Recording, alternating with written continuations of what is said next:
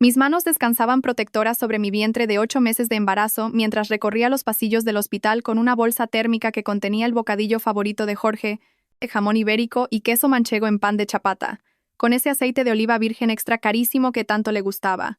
Aquella mañana, el aire de septiembre había traído el olor a lluvia a través de la ventana de nuestro dormitorio, y Jorge me había besado en la frente antes de irse a su turno, susurrando: «Cuida de nuestro pequeño milagro». Nuestro pequeño milagro. Las palabras aún resonaban en mi mente mientras me acercaba a su despacho en el Hospital Central Metropolitano, donde trabajaba como cardiólogo. Llevábamos 3 años intentando tener un bebé, pasando por innumerables decepciones y 2 abortos desgarradores. Cuando por fin vimos aquellas 2 líneas rosas, Jorge había llorado de verdad, abrazándome en nuestra cocina mientras la luz del sol entraba a raudales por las ventanas. Violeta Serrano, había susurrado para mí, practicando el sonido de mi nombre de casada con mi futuro doctorado. Estaba a 6 meses de defender mi tesis doctoral en psicología, y Jorge ya había empezado a hablar de la vida que construiríamos juntos. El chalet en las afueras, las paellas de los domingos, enseñar a nuestra hija a montar en bicicleta. Empujé la puerta del ala de cardiología, mis tobillos hinchados protestando a cada paso. El turno de tarde estaba en pleno apogeo, con enfermeras yendo y viniendo entre las habitaciones y el pitido constante de los monitores. El despacho de Jorge estaba al final del pasillo, y pude ver la placa con su nombre brillando bajo las luces fluorescentes. Dr. Jorge Luis Serrano, Cardiología. Mi corazón se hinchó de orgullo. Nos habíamos conocido durante mis años de universidad, cuando yo era voluntaria en el hospital. Él ya era médico residente entonces, seguro de sí mismo y encantador, con unos ojos oscuros que parecían ver directamente a través de mi alma. «Vas a cambiar el mundo, Violeta», me dijo en nuestra tercera cita, apartándome un mechón de pelo de la cara. «Y quiero estar a tu lado cuando lo hagas». Llamé suavemente a su puerta, esperando oír su cálida voz diciendo: «Adelante». En su lugar, hubo silencio, y luego un extraño sonido de forcejeo. Quizás estaba con un paciente. Miré mi reloj, las 14:15. Su agenda indicaba que debería estar libre a esa hora. Giré el pomo y entré. La bolsa térmica se me escurrió de las manos y cayó al suelo con un golpe sordo. Jorge estaba allí, presionado contra su escritorio, con la bata blanca abierta y las manos enredadas en el pelo cobrizo de una mujer cuyo rostro reconocí de inmediato. Estela Ramos, la nueva supervisora de enfermería que había empezado hacía unos meses. La mujer que siempre parecía encontrar excusas para detenerse en nuestra mesa cuando Jorge y yo comíamos en la cafetería del hospital. La mujer que había elogiado el brillo de mi embarazo mientras sus ojos permanecían fríos como el invierno. Se estaban besando con un hambre desesperada, sus piernas envueltas alrededor de la cintura de él, con informes médicos esparcidos bajo ellos. Las manos de él recorrían su cuerpo con una familiaridad que hablaba de innumerables encuentros previos. Esto no era un momento de debilidad, era una rutina practicada. El tiempo pareció detenerse. Observé las manos de mi marido, las mismas que habían acariciado mi vientre embarazado esa misma mañana, explorando el cuerpo de otra mujer con una pericia apasionada. Vi los dedos de Estela desabrochando su cinturón con una necesidad urgente. Vi cómo mi mundo entero se desmoronaba en el espacio de 30 segundos. Un sonido escapó de mi garganta, mitad jadeo, mitad sollozo, crudo y roto. Se separaron de un salto como adolescentes culpables. El rostro de Jorge se puso blanco y luego se sonrojó intensamente. Estela se alisó el uniforme, pero tenía el pintalabios corrido, el pelo despeinado y los ojos brillantes de una satisfacción maliciosa. «Violeta», empezó Jorge, con la voz quebrada. «No». La palabra salió como un susurro. Intenté dar un paso atrás, pero sentía las piernas como si fueran de gelatina. «No te atrevas a decir mi nombre». Estela se rió. Se rió de verdad mientras saltaba del escritorio y se arreglaba la falda. Vaya, qué situación más incómoda. Su voz era ligera, divertida, como si la hubieran pillado comiendo galletas antes de cenar en lugar de destruyendo mi matrimonio. Jorge le lanzó una mirada de advertencia, pero ella lo ignoró, con la mirada fija en mí con una intensidad depredadora. «¿Sabes, Violeta? Llevo esperando este momento mucho tiempo. Es agotador fingir ser amable contigo en los eventos del hospital». «Estela», dijo Jorge, pero a su voz le faltaba convicción. «¿Parar el qué, cariño?» Se acercó a él, su mano recorriendo su pecho con una familiaridad posesiva. «¿Dejar de decirle la verdad a tu mujer? ¿Que no la quieres desde hace años? ¿Que solo te quedaste porque te daba pena después de los abortos?» Cada palabra era un cuchillo deslizándose entre mis costillas. Eso no es verdad, logré decir, pero mi voz sonaba extraña a mis propios oídos. El silencio de Jorge fue ensordecedor. Oh, cielo, continuó Estela, su tono goteando una falsa simpatía. ¿De verdad pensabas que un hombre como Jorge se conformaría con alguien como tú? Mírate hinchada, moviéndote con torpeza como una vaca. ¿Cuándo fue la última vez que te viste los pies? Jorge, dije, con la voz rota. Dile que pare. Dile que está mintiendo. Me miró entonces, y lo que vi en sus ojos fue peor que el odio. Fue lástima.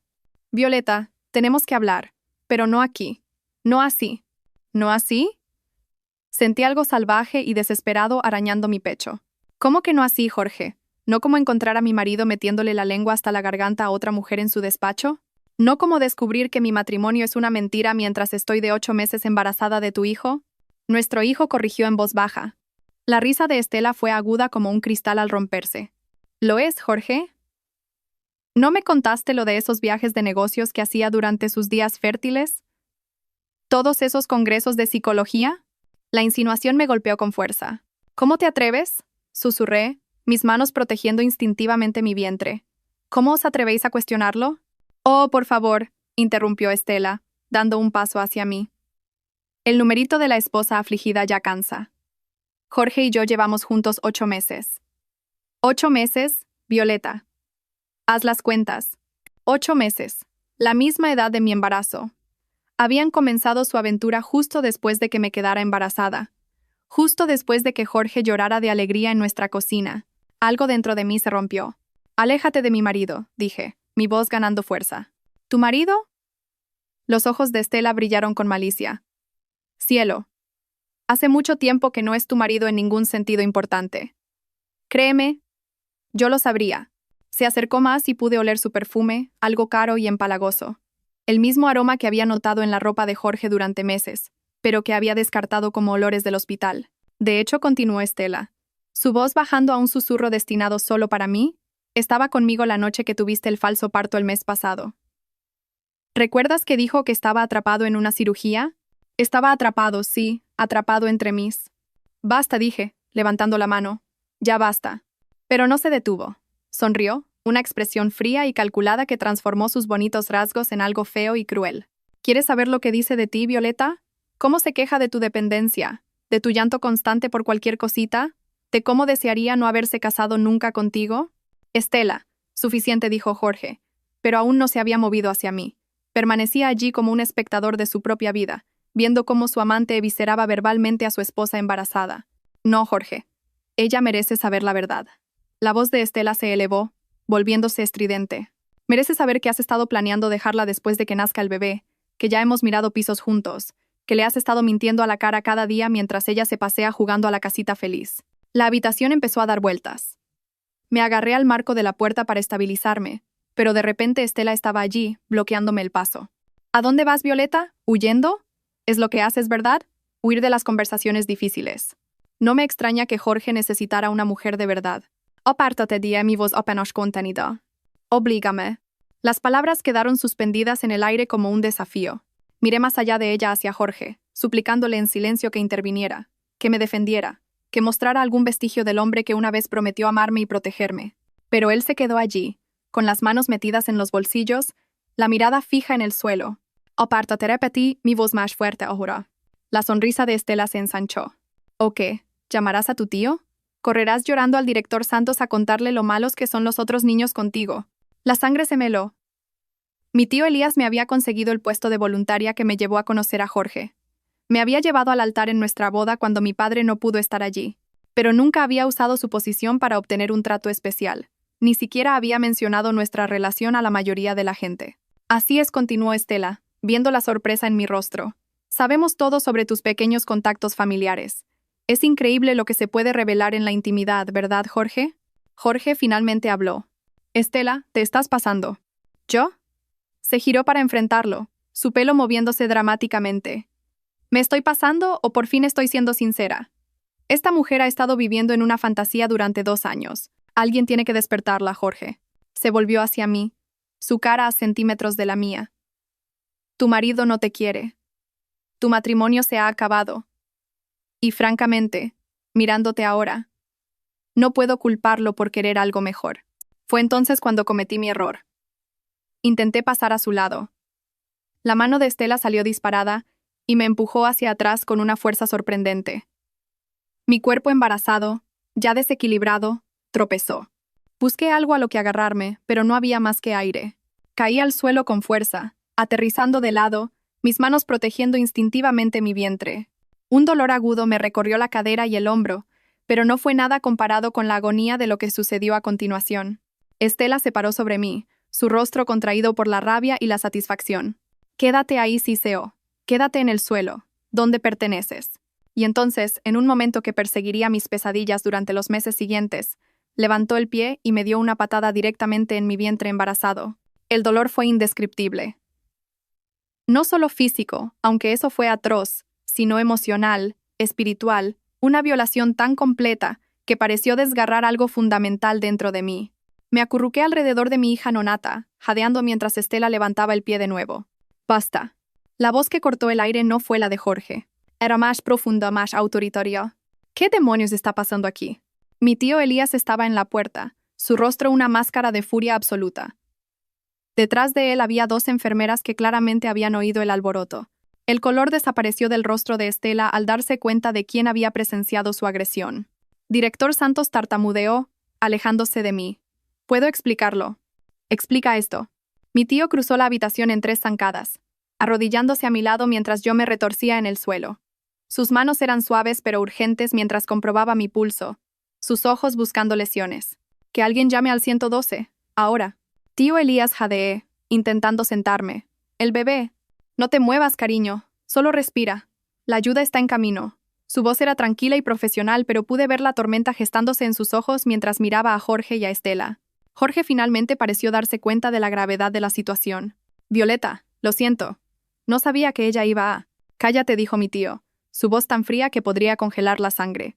«No digáis ni una palabra más, ninguno de los dos». Mientras las sirenas sonaban a lo lejos, acercándose, sentí algo húmedo entre mis piernas. Se me había roto la fuente, pero era demasiado pronto. 8 meses es demasiado pronto. «El bebé viene», susurré, el terror reemplazando a la rabia mientras las contracciones comenzaban a desgarrarme. Mi tío Elías me apretó la mano.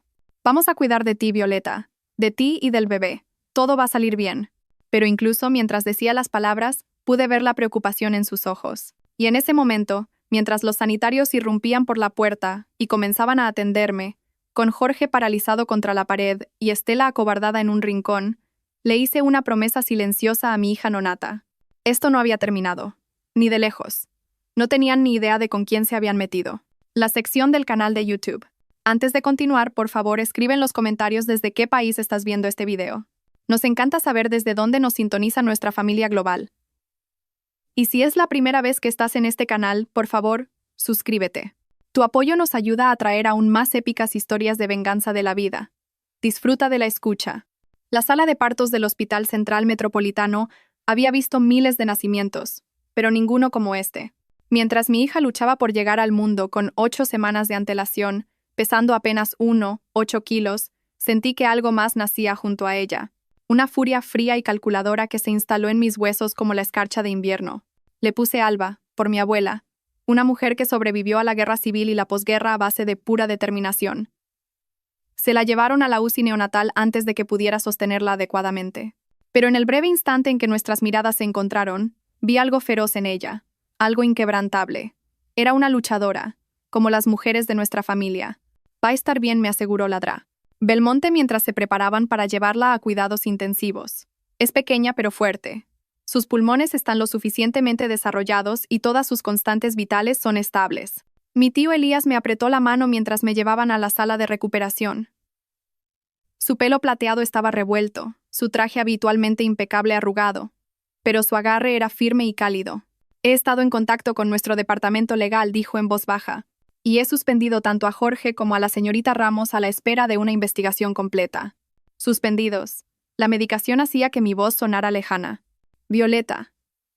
Lo que ha pasado hoy, lo que he presenciado, ha sido una agresión a una mujer embarazada en mi hospital». Tenía la mandíbula apretada de una manera que recordaba de la infancia, cuando se enfrentaba a los matones que se metían conmigo en las reuniones familiares. Esto ya no es solo un asunto personal. A través de la neblina del agotamiento y los analgésicos, Oí voces en el pasillo. La voz de Jorge suplicando a alguien. Luego la de Estela. Más aguda, a la defensiva. Mi tío se levantó y se dirigió a la puerta, sus movimientos deliberados y controlados. Si alguno de los dos se acerca a menos de 20 metros de mi sobrina o de su hija, haré que la seguridad del hospital os eche permanentemente, dijo, su voz resonando claramente por el pasillo. Considerad esta vuestra única advertencia. Elías, por favor. La voz de Jorge se quebró. Necesito verla. Necesito explicarme. Lo que necesita es buscarse un abogado, doctor Serrano. Los dos. Los pasos se alejaron y mi tío volvió a mi lado. Se han ido y no volverán. Cerré los ojos, pero el sueño no llegaba. Cada vez que me quedaba dormida, veía la cara de Estela contraída por la malicia mientras su pie impactaba contra mi vientre. Oía el silencio de Jorge cuando le rogué que me defendiera.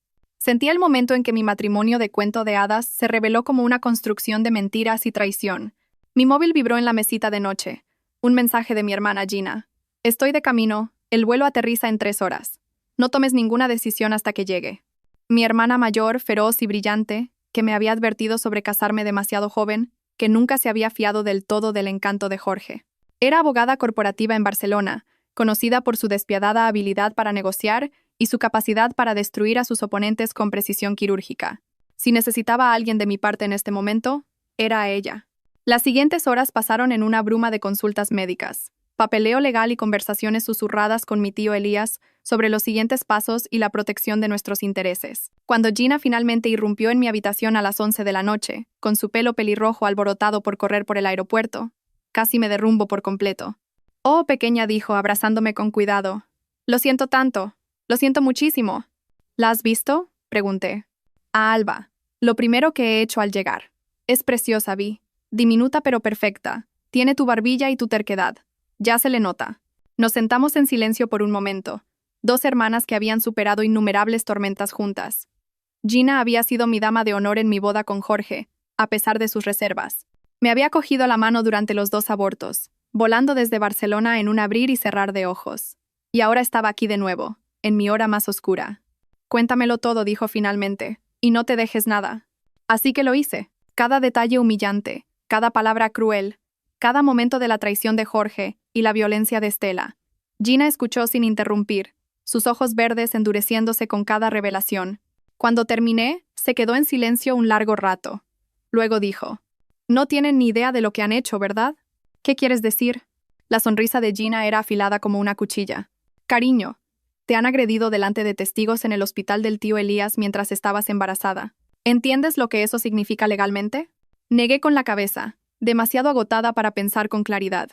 Significa que vamos a destruirlos, profesional, financiera y personalmente.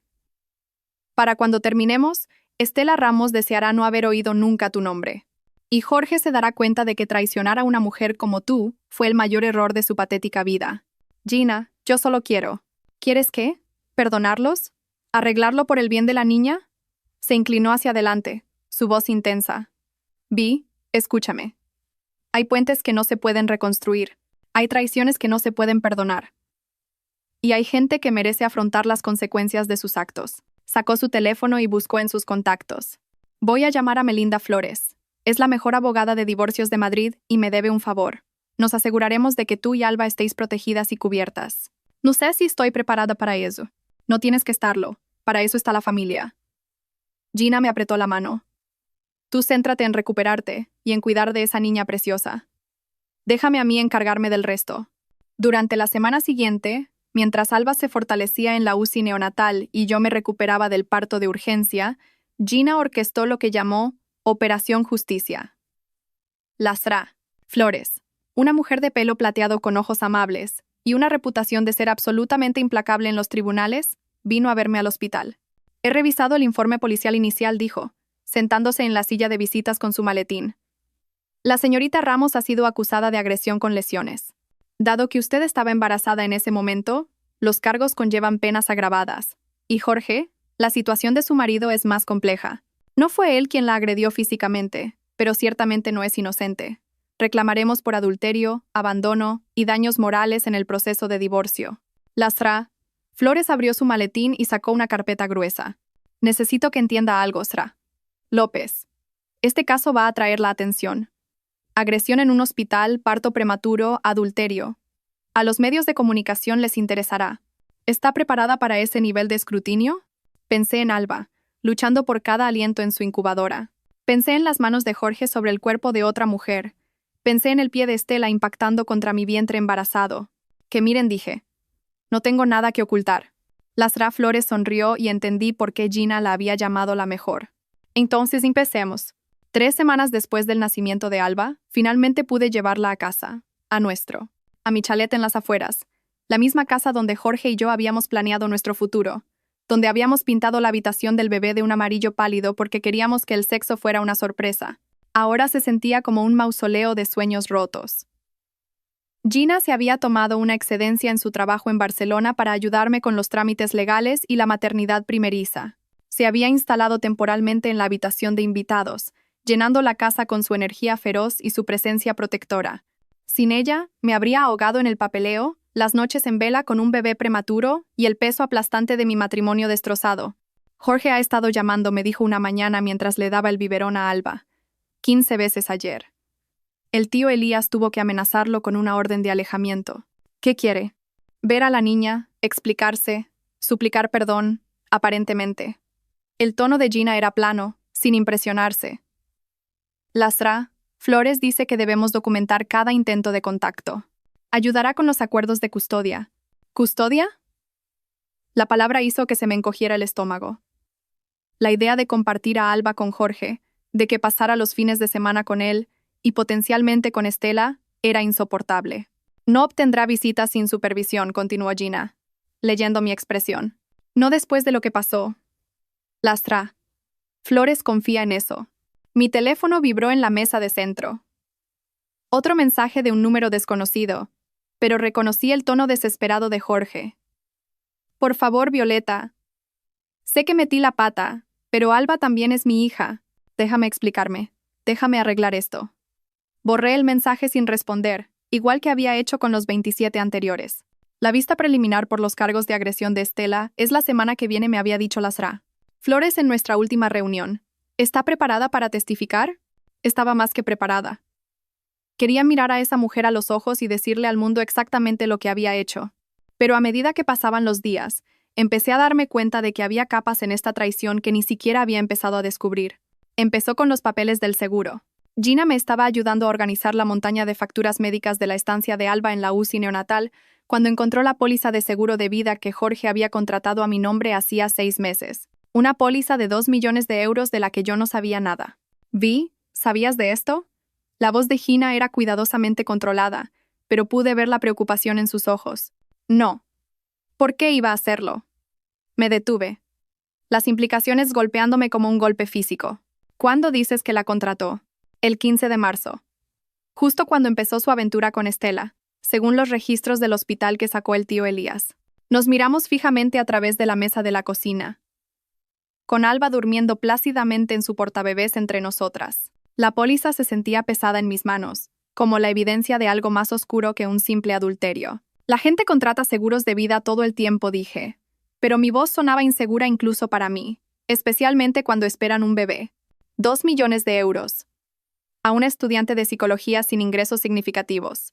Y nunca te lo dijo. Gina ya estaba cogiendo su teléfono. Voy a llamar a Lasra Flores.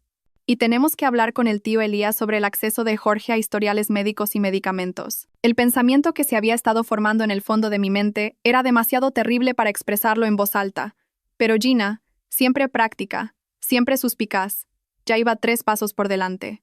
El incidente del falso parto del mes pasado, dijo en voz baja, cuando Jorge dijo que estaba en cirugía, pero en realidad estaba con Estela. ¿Qué comiste ese día? ¿Bebiste? ¿Te trajo Jorge algo? Mis manos empezaron a temblar al recordar. Me preparó un té.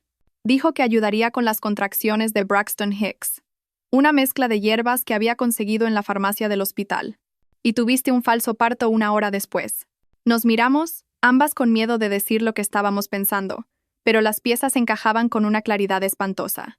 Es médico, dijo Gina lentamente. Tiene acceso a medicamentos que podrían inducir contracciones.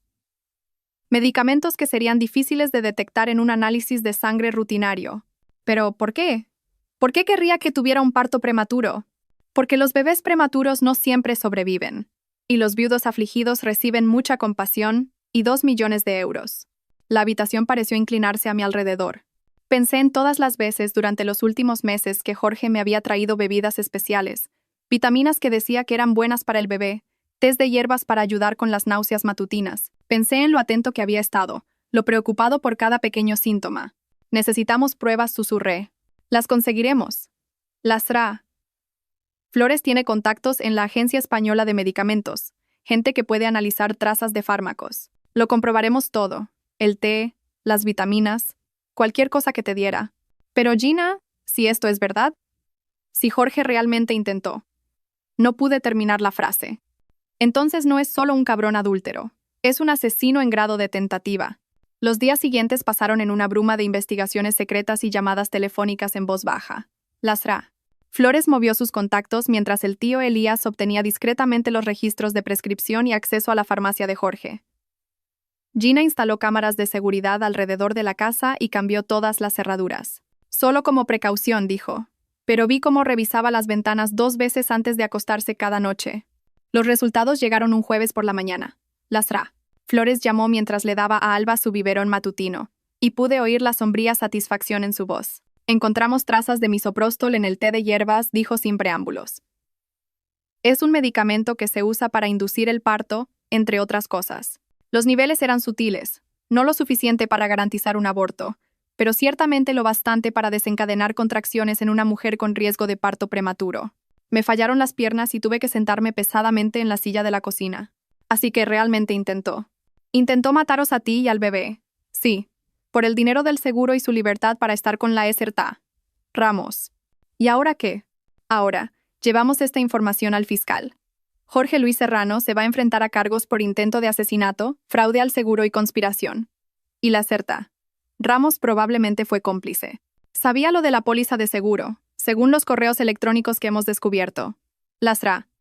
Flores hizo una pausa, y cuando volvió a hablar, su voz era más suave. Violeta, necesito que entienda algo. Este caso va a tener repercusión nacional. Los medios de comunicación estarán fascinados con una historia que involucra a un médico, su esposa embarazada, un intento de asesinato por dinero de un seguro y una amante violenta. ¿Está preparada para ese nivel de exposición? Miré a Alba, que me observaba con esos ojos oscuros y serios que parecían demasiado sabios para una recién nacida. Había sobrevivido al intento de su padre de matarla antes de nacer. Se había abierto camino en el mundo a pesar de nacer 8 semanas antes. Era una superviviente, igual que su madre. Que vengan, dije. El mundo entero puede saber qué clase de hombre es Jorge Luis Serrano. Pero no tenía ni idea de que la historia estaba a punto de tomar un giro aún más oscuro. La lectura de cargos se programó para una fresca mañana de octubre, exactamente 6 semanas después de la dramática entrada de Alba en el mundo. Jorge apareció en el juzgado vistiendo un traje caro y con una expresión de justa indignación, flanqueado por 2 abogados de alto nivel que reconocí de las vallas publicitarias de la ciudad. Me senté en primera fila con Lasra, Flores, Gina a mi otro lado y el tío Elías detrás de nosotros para darnos apoyo moral. Alba estaba en casa con la niñera que Gina había insistido en contratar, una ex policía militar llamada Rosa que no se andaba con chiquitas en cuanto a seguridad.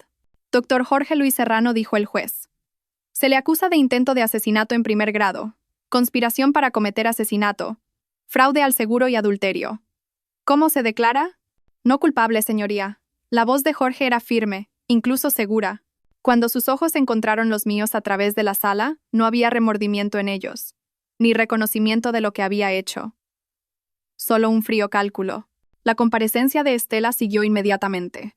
Había sido puesta en libertad bajo fianza tras su arresto inicial por la agresión, pero los nuevos cargos conspiración y complicidad en intento de asesinato la habían devuelto a custodia. Tenía un aspecto terrible. Su pelo habitualmente perfecto estaba lacio y sucio, su rostro pálido y demacrado. Señorita Estela Ramos. ¿Cómo se declara de los cargos de conspiración para cometer asesinato? ¿Complicidad en intento de asesinato y agresión con lesiones? No culpable. Su voz era apenas un susurro. Al salir del juzgado, los periodistas nos rodearon como un enjambre de abejas furiosas. Micrófonos apuntando a mi cara, flashes de cámaras, voces gritando preguntas. SRA. López, ¿cómo se siente por el arresto de su marido? ¿Cree que el doctor Serrano intentó matarla por el dinero del seguro? ¿Cuál es su respuesta a las acusaciones de que todo esto es un complot vengativo de su tío? Lasra. Flores me guió a través de la multitud con una eficiencia experimentada, su mano firme en mi codo. Sin comentarios repetía a cada pregunta. Lasra.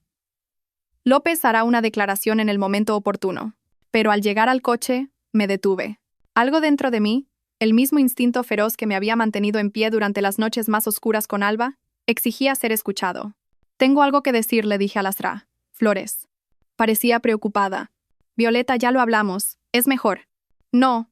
Me giré para enfrentar a la multitud de reporteros, con la espalda recta y la voz clara. Jorge Luis Serrano intentó asesinarnos a mí y a nuestra hija Nonata por el dinero de un seguro para poder empezar una nueva vida con su amante. Cuando su plan falló, Estela Ramos me agredió físicamente en un intento de completar lo que los fármacos no lograron. La multitud se quedó en silencio, las cámaras haciendo clic furiosamente. Mi hija sobrevivió porque es una luchadora. Yo sobreviví porque tengo una familia que me quiere y me protege. Y ahora Jorge y Estela van a afrontar las consecuencias de sus actos en un tribunal de justicia, donde la verdad será revelada para que todos la vean. Hice una pausa, mirando directamente a la cámara más cercana. A cualquier mujer que haya sido traicionada, que se haya sentido inútil o prescindible, eres más fuerte de lo que crees y mereces justicia. El viaje a casa fue silencioso. Gina me apretaba la mano en el asiento trasero mientras Lasra. Flores atendía llamadas de periodistas y colegas legales. Cuando entramos en el camino de entrada, Rosa nos recibió en la puerta con Alba en brazos. Todo tranquilo por aquí, informó con su tono profesional y conciso. Aunque ha habido varios intentos de entregar flores y regalos, lo he documentado todo y lo he guardado en el garaje para su revisión de seguridad.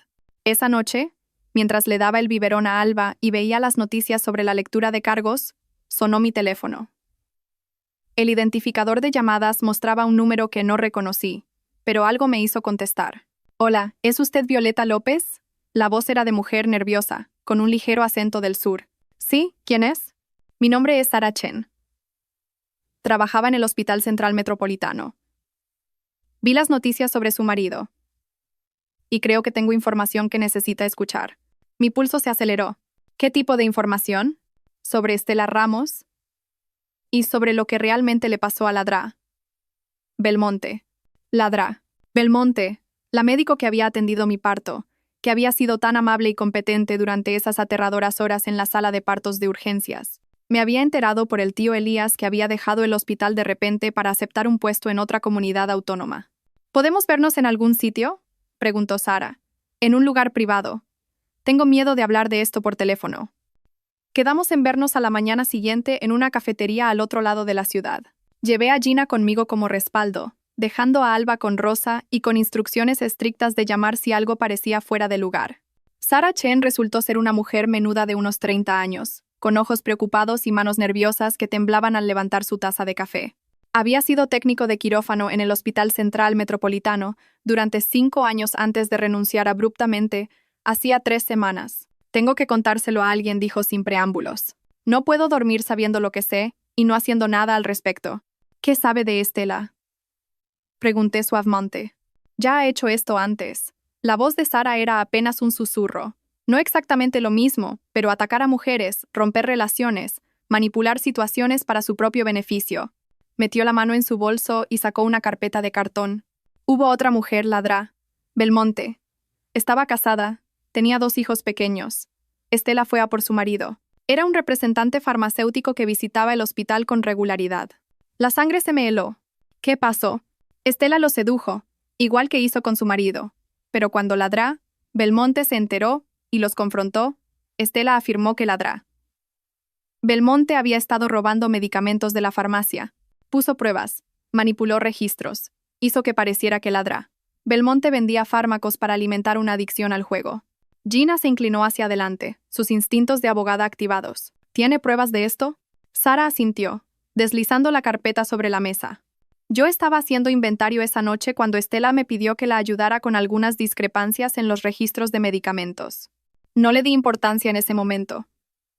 No era raro que los supervisores pidieran ayuda con el papeleo. Pero me hizo firmar formularios que mostraban que faltaban medicamentos en los turnos de Ladra. Belmonte. Abrí la carpeta con manos temblorosas. Dentro había fotocopias de hojas de inventario, registros de medicamentos, y lo que parecían ser fotogramas de cámaras de vigilancia que mostraban a Estela en la farmacia fuera de horario. Ladra. Belmonte perdió su licencia médica, continuó Sara. Su marido se divorció de ella, obtuvo la custodia de los niños. Lo perdió todo, y Estela fue ascendida a supervisora de enfermería poco después. ¿Por qué no dijo nada antes?, preguntó Gina, aunque su tono era comprensivo en lugar de acusador. Tenía miedo. Estela tenía amigos en la administración, gente que la protegía, y yo necesitaba mi trabajo. Los ojos de Sara se llenaron de lágrimas. Pero cuando vi lo que le pasó a usted, Sra. López, cuando me di cuenta de que había atacado físicamente a una mujer embarazada, no pude seguir callada. Pensé en la Dra. Belmonte, la amable mujer que había ayudado a traer a Alba al mundo de forma segura a pesar del caos y el trauma. Había sido otra víctima de la manipulación de Estela, otra vida destruida por la ambición y la crueldad de esa mujer. Hay más, dijo Sara en voz baja.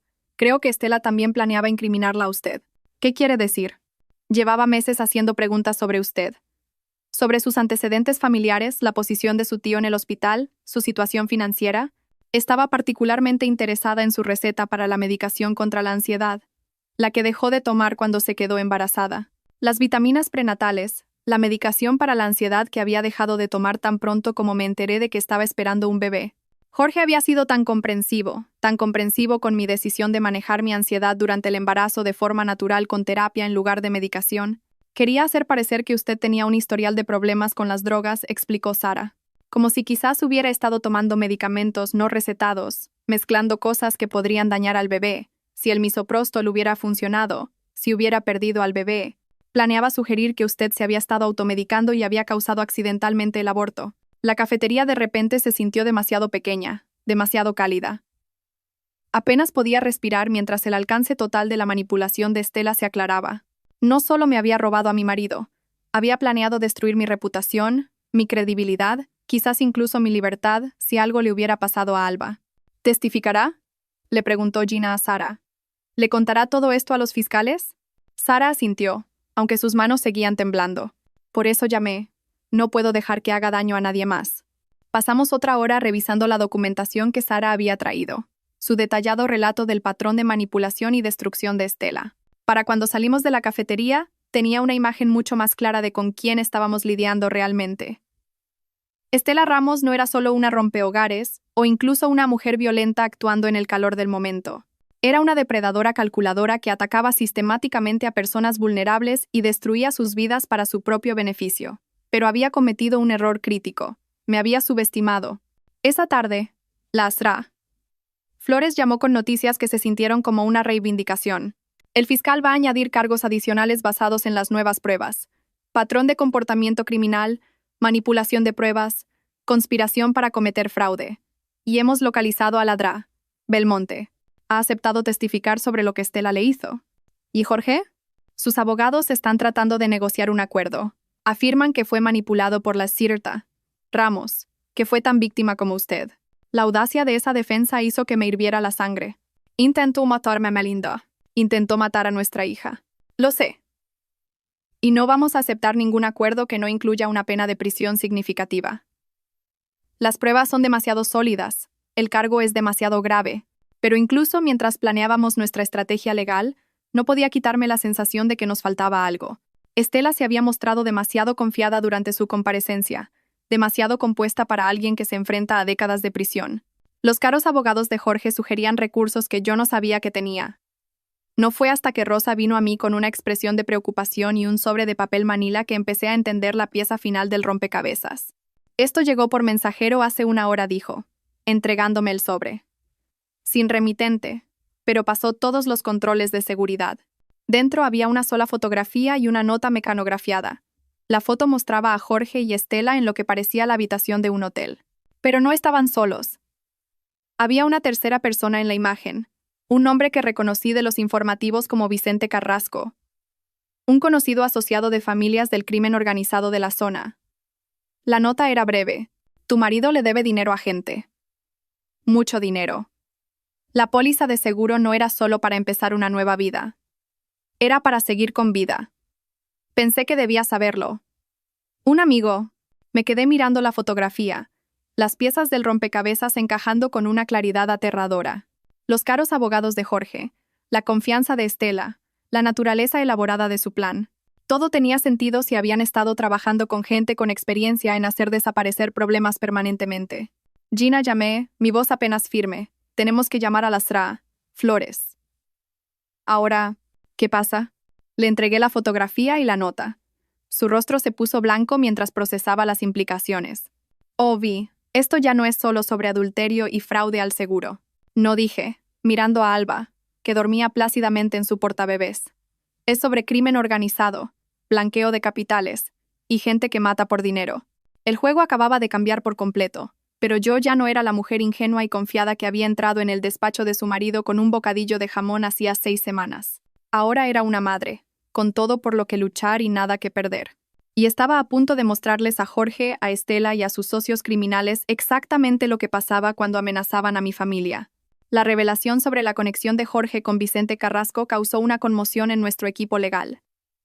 La SRA. Flores contactó inmediatamente con la Policía Nacional, quienes confirmaron lo que sospechábamos. Jorge había estado blanqueando dinero a través de compras de equipos médicos falsos durante los últimos 18 meses, desviando fondos de las cuentas del hospital para pagar deudas de juego a la organización de Carrasco.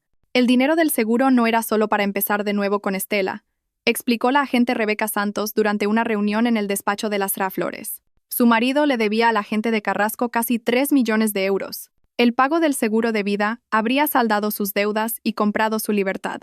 ¿Y cuando el misoprostol no funcionó? Pregunté. Pasaron al plan B. La agresión de Estela estaba destinada a terminar lo que el fármaco empezó.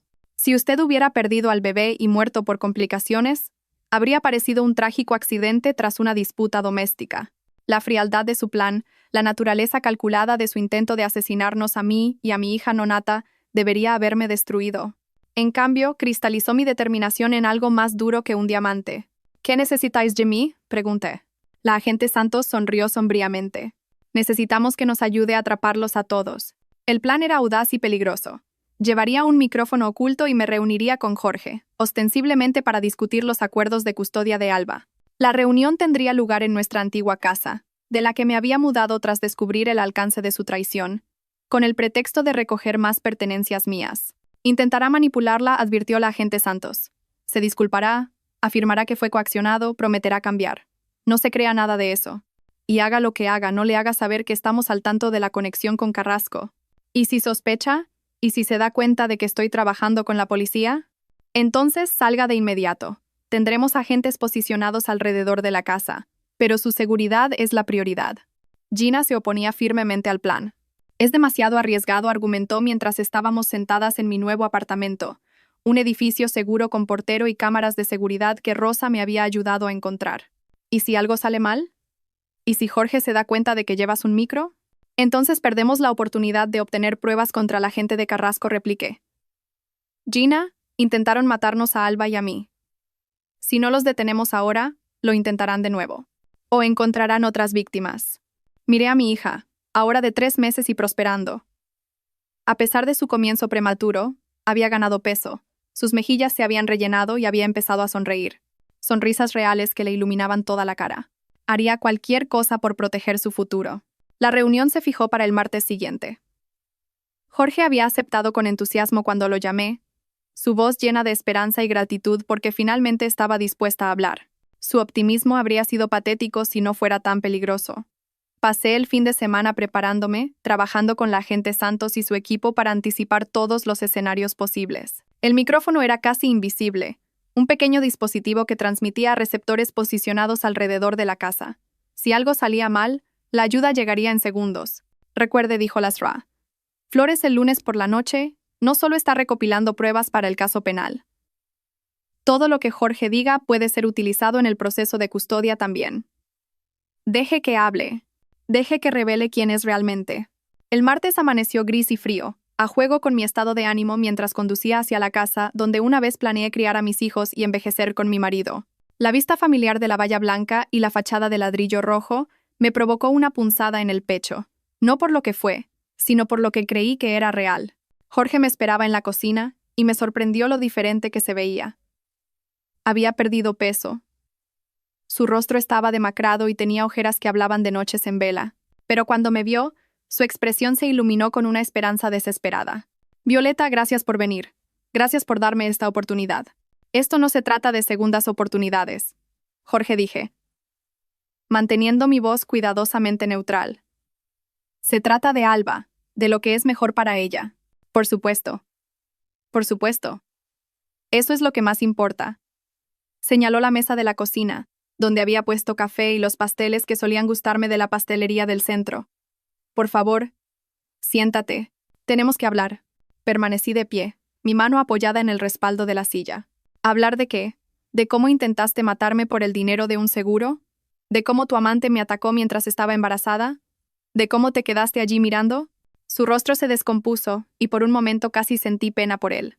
Casi. Nunca quise que nada de eso pasara, dijo, con la voz quebrada. Tienes que creerme. Me metí en un lío con gente mala y tomé decisiones terribles, pero nunca quise que te hicieran daño. Gente mala. Mantuve mi expresión cuidadosamente neutral, sin revelar que sabía lo de Carrasco. Jorge se pasó las manos por el pelo, un gesto que una vez encontré entrañable. Tenía algunos problemas con el juego, deudas. Pedí dinero prestado a gente a la que no debería, y cuando no pude devolvérselo. ¿Te amenazaron? Nos amenazaron a todos. A ti, a mí, al bebé. Estaba tratando de proteger a nuestra familia, Violeta, la póliza de seguro, las otras cosas. Todo era para conseguir suficiente dinero para pagarles y desaparecer en algún lugar seguro. Las mentiras salían con tanta fluidez, con una sinceridad tan aparente, que pude ver cómo me había manipulado durante años. Pero ahora reconocía el patrón. La forma en que se posicionaba como la víctima. La forma en que hacía que su traición sonara como un sacrificio. ¿Así que decidiste asesinarme en su lugar? No, Dios no. Ese nunca fue el plan. Se acercó, sus ojos suplicantes. La medicación solo debía inducir un parto prematuro. Los bebés prematuros a veces tienen complicaciones. Las compañías de seguros no hacen tantas preguntas cuando hay problemas médicos naturales. La sangre se me heló. Lo estaba admitiendo, discutiendo casualmente su plan para matar a nuestra hija como si fuera una decisión de negocios razonable. Y si yo también moría por las complicaciones. El silencio de Jorge fue respuesta suficiente. ¿Y qué hay de Estela?, pregunté. ¿Seducirla también era parte de tu plan maestro? Por primera vez, su máscara se deslizó por completo. Su rostro se endureció, y vi algo frío y calculador en sus ojos que nunca había notado antes, o que había ignorado voluntariamente. Estela fue un error, dijo rotundamente, una debilidad que no debería haberme permitido, pero se volvió útil. Tenía acceso a historiales médicos, registros de recetas. Sabía cómo manipular el sistema. Lo suficientemente útil como para ayudarte a incriminar a la DRA. ¿Belmonte? Su cabeza se levantó de golpe, la sorpresa cruzando su rostro. ¿Cómo sabes de? Sé muchas cosas, Jorge. Como que has estado blanqueando dinero a través de compras de equipos falsos. Como que Vicente Carrasco es dueño de 3 millones de euros de tu alma. El color desapareció por completo de su rostro. Violeta, no lo entiendes. Esa gente, si se enteran de que sabes, ellos. ¿Qué? ¿Intentarán matarme? Ya he pasado por eso, lo he superado. Jorge se movió hacia el teléfono en la encimera, pero yo fui más rápida. Ni se te ocurra, dije, posicionándome entre él y cualquier posible ruta de escape. Llevas un micro, dijo. Las palabras salieron planas y derrotadas. Toda esta farsa es una trampa. Igual que tu matrimonio conmigo fue una trampa. Igual que tu preocupación por nuestra familia fue una trampa. Su expresión cambió de nuevo, y ahora vi al hombre que realmente era. Desesperado, acorralado y peligroso. No tienes ni idea de lo que has hecho, dijo en voz baja. Carrasco no perdona y no olvida. Si crees que has ganado algo aquí, eres más ingenua de lo que pensaba. Quizás. Pero al menos no soy una asesina. Fue entonces cuando se abalanzó sobre mí. Jorge era más grande y más fuerte, pero yo había pasado los últimos 3 meses en clases de defensa personal en las que Rosa había insistido. Y lo más importante, yo luchaba por el futuro de mi hija, mientras que él luchaba por salvar su propio pellejo. Esquivé su agarre y le di un fuerte rodillazo en el plexo solar. Mientras se doblaba, jadeando, la puerta principal se abrió de golpe y agentes de la Policía Nacional inundaron la habitación. Policía Nacional. Manos donde podamos verlas. Jorge estaba en el suelo, esposado y con sus derechos leídos en 30 segundos. La agente Santos se me acercó con preocupación en los ojos. ¿Está herida? ¿Dijo algo útil antes de descubrir el micro? Todo lo que necesitamos, repliqué, sacando el dispositivo de grabación de mi chaqueta, incluyendo admisiones sobre el fraude al seguro, la medicación y sus conexiones con Vicente Carrasco. Mientras se llevaban a Jorge, se volvió para mirarme una última vez. Esto no ha terminado, Violeta dijo en voz baja. Nunca va a terminar. Pero se equivocaba. Estaba a punto de terminar. Definitivamente. Los juicios de Jorge Luis Serrano y Estela Ramos se convirtieron en los casos criminales más comentados del país ese año. Los medios de comunicación lo apodaron el caso de la traición del hospital, y los informativos cubrieron cada día de testimonios. Me había convertido en algo que nunca quise ser, una figura pública, un símbolo de la traición superada y la justicia buscada. Pero también me había convertido en algo que siempre había tenido el potencial de ser una mujer que se negaba a ser una víctima. El juicio de Jorge fue el primero. Las pruebas eran abrumadoras. La conversación grabada en la que había admitido el fraude al seguro y el intento de asesinato. Los registros médicos que mostraban su acceso a los fármacos encontrados en mi sistema. Documentos financieros que lo vinculaban a la operación de blanqueo de dinero de Vicente Carrasco. Su equipo de defensa lo intentó todo. Afirmaron que había sido coaccionado por figuras del crimen organizado. Sugirieron que yo había manipulado las pruebas con la ayuda de la posición de mi tío en el hospital. Incluso intentaron argumentar que Jorge me había estado protegiendo al planear mi muerte, ya que Carrasco habría matado a toda nuestra familia si las deudas no se pagaban. Nada de eso funcionó. Ladra. Belmonte testificó sobre cómo Estela había destruido sistemáticamente su carrera y su familia. Sara Chen proporcionó pruebas detalladas del patrón de manipulación y fraude de Estela. Mi tío Elías subió al estrado para describir cómo me encontró en el suelo del despacho de Jorge, con Estela de pie sobre mí con una satisfacción maliciosa. Pero el testimonio más poderoso provino de una fuente inesperada. El propio Vicente Carrasco. La Policía Nacional había arrestado a Carrasco y a varios de sus socios basándose en las pruebas obtenidas de las grabaciones de Jorge. Enfrentándose a décadas en una prisión federal, Carrasco decidió cooperar con los fiscales a cambio de una sentencia reducida.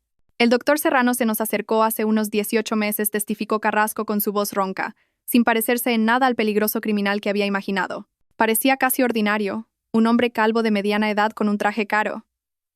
Nos debía dinero de apuestas deportivas. No paraba de prometer que podía pagar, pero nunca cumplía. Finalmente, vino a nosotros con este plan sobre el fraude al seguro. ¿Animó usted al doctor Serrano a dañar a su esposa?, preguntó el fiscal. Le dijimos que se encargara de sus asuntos como quisiera, siempre y cuando recibiéramos nuestro dinero. Si su esposa tenía que morir para que eso sucediera, era su decisión. La forma casual en que discutió mi posible asesinato provocó escalofríos en la sala, pero también selló el destino de Jorge. El jurado deliberó durante menos de 4 horas. Culpable de todos los cargos. Intento de asesinato, conspiración, fraude al seguro, blanqueo de capitales y pertenencia a organización criminal. El juez lo sentenció a 35 años de prisión, con posibilidad de revisión a los 25 años. Mientras el agente judicial se lo llevaba esposado, Jorge me miró por última vez. No había disculpa en sus ojos, ni remordimiento, solo un amargo resentimiento por el fracaso de su plan. El juicio de Estela fue más corto, pero no menos satisfactorio. Además de su agresión contra mí, se enfrentaba a cargos relacionados con la incriminación de Ladra, Belmonte y su papel en la conspiración de fraude al seguro de Jorge. Subió al estrado en su propia defensa, una decisión que sus abogados claramente lamentaron. Estela intentó presentarse como otra víctima de la manipulación de Jorge, una mujer seducida por un médico encantador que le había prometido el mundo. Nunca quise hacer daño a nadie, dijo, secándose los ojos con un pañuelo de papel. Jorge me dijo que Violeta planeaba dejarlo, que había estado teniendo aventuras. Dijo que se iba a llevar todo en el divorcio y a desaparecer con el bebé. ¿Y por eso decidió empujarla y darle una patada en el estómago?, preguntó el fiscal con sequedad. Estaba enfadada. Pensé que iba a destruir al hombre que amaba. No estaba pensando con claridad. Estaba pensando con claridad cuando colocó pruebas para destruir la carrera de Ladra. ¿Belmonte? Esa fue idea de Jorge. Dijo que estaba robando medicamentos, que alguien tenía que denunciarla antes de que los pacientes sufrieran daños. Mentira tras mentira, excusa tras excusa, pero las pruebas eran claras, y el jurado vio a través de su actuación fácilmente. La declararon culpable de todos los cargos, y el juez la sentenció a 15 años de prisión, 10 por la agresión contra mí y Alba, y 5 por su papel en la conspiración contra Ladra. Belmonte. Cirta. Ramos, dijo el juez antes de dictar sentencia, ha mostrado un patrón de crueldad y manipulación calculadas que demuestra una completa falta de remordimiento o empatía. Atacó a una mujer embarazada con la intención de dañarla tanto a ella como a su hijo nonato. Destruyó la carrera y la familia de una médico inocente para su propio beneficio. Este tribunal no encuentra factores atenuantes que justifiquen la clemencia. Mientras se la llevaban, Estela se volvió para mirarme con puro odio. Esto no es justicia, escupió. Es venganza. A veces dije en voz baja, sabiendo que podía oírme, son la misma cosa. 2 años después, me encontraba en el podio del aula magna de la universidad, mirando a un mar de rostros ansiosos. Mi tesis doctoral sobre la recuperación del trauma y el crecimiento postraumático en víctimas de violencia de pareja había sido aceptada con las más altas calificaciones y me habían ofrecido un puesto como profesora ayudante de psicología con especialización en defensa de víctimas. Sobrevivir, les dije a mis estudiantes, no se trata solo de superar la crisis. Se trata de usar esa experiencia para construir algo más fuerte, algo mejor de lo que existía antes. En primera fila, Gina sonreía con orgullo mientras el tío Elías sostenía en su regazo a una Alba de 2 años. Mi hija se había convertido en una niña pequeña, feroz y decidida, con los ojos oscuros de su padre pero sin nada de su capacidad para el engaño. Había heredado mi terquedad y la aguda inteligencia de su tía. Después de clase, caminamos hasta la cafetería del campus, donde nos esperaba la Dra. Belmonte. Había apelado con éxito la decisión que le había costado su licencia médica y, tras una larga batalla legal, había sido readmitida y le habían ofrecido un puesto en el hospital del tío Elías. Sus hijos, ahora adolescentes, habían vuelto a vivir con ella después del arresto de su padre por malversación, un delito que había cometido tratando de pagar a sus caros abogados durante la batalla por la custodia. ¿Qué se siente?, preguntó la Dra. Belmonte mientras nos sentábamos en nuestra mesa habitual. Como si fuera justicia, respondí honestamente, como si el mundo tuviera sentido de nuevo. Jorge cumplía su condena en una penitenciaría federal, donde su formación médica lo hacía lo suficientemente valioso como para mantenerse a salvo de otros reclusos. Podría optar a la libertad condicional cuando Alba cumpliera 27 años, suponiendo que viviera tanto tiempo.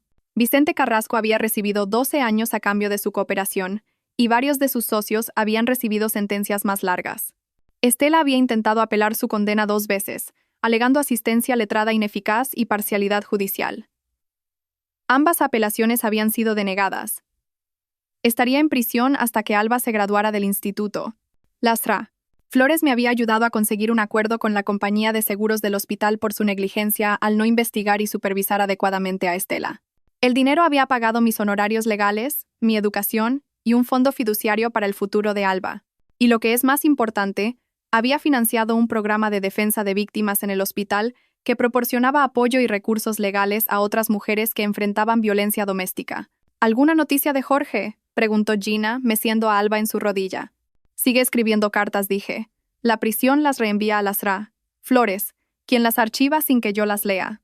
Ya no necesito sus disculpas ni sus explicaciones. Bien, dijo el tío Elías con firmeza. Hay puentes que es mejor dejar quemados. Mientras estábamos sentados allí, compartiendo un café y viendo a Alba jugar con su maletín de médico de juguete, declaró que quería ser doctora de bebés como el tío Elías. Reflexioné sobre cuánto había cambiado todo. Había perdido un matrimonio, pero había ganado mi fuerza. Había perdido mi confianza ingenua en la gente, pero había ganado la capacidad de ver claramente a través del engaño. Había perdido a la mujer que solía ser, pero me había convertido en alguien mucho más poderosa. El pequeño relicario de plata alrededor del cuello de Alba captó la luz de la tarde. Dentro había una foto de nosotras dos el día que llegó a casa de la UCI neonatal. Ambas supervivientes de un intento de destruirnos antes de que tuviéramos la oportunidad de luchar. Esa fotografía había sido la pieza final de evidencia que selló el destino de Jorge y Estela. La prueba de que, a pesar de sus mejores esfuerzos por eliminarnos, no solo habíamos sobrevivido, sino que habíamos prosperado. Mi teléfono vibró con un mensaje de texto de Rosa, ahora empleada permanentemente como jefa de seguridad de mi pequeña pero creciente consulta. Nueva clienta quiere programar consulta. Dice que escuchó tu entrevista en RNE y necesita ayuda para lidiar con una situación de violencia doméstica. ¿Te interesa? Miré a mi hija, a mi hermana, a mi tío y a mi amiga. Miré la vida que había construido sobre las cenizas de la traición. Pensé en la mujer que había llamado a Rosa, desesperada por ayuda y esperanza. Dile que la veré mañana, respondí por texto, porque esto era lo que había aprendido. La mejor venganza no es solo sobrevivir a lo que alguien intentó hacerte. La mejor venganza es usar esa supervivencia para construir algo hermoso, algo que ayude a otras personas a sobrevivir también. La mejor venganza es una vida bien vivida, con las personas que merecen tu amor y confianza. Y a veces, la mejor venganza es simplemente ser lo suficientemente fuerte como para ayudar a la siguiente víctima a convertirse en una superviviente. Mientras caminábamos por el campus bajo la luz dorada de la tarde, con Alba balbuceando felizmente sobre su estetoscopio de juguete, me di cuenta de que Jorge y Estela me habían dado algo que nunca pretendieron darme, la certeza absoluta de que era capaz de cualquier cosa. Intentaron destruirme, y en cambio me hicieron inquebrantable. Ese era un regalo que llevaría para siempre, y que usaría para ayudar a otros a encontrar su propia fuerza. La pesadilla había terminado. El resto de mi vida apenas comenzaba. Y iba a ser extraordinaria.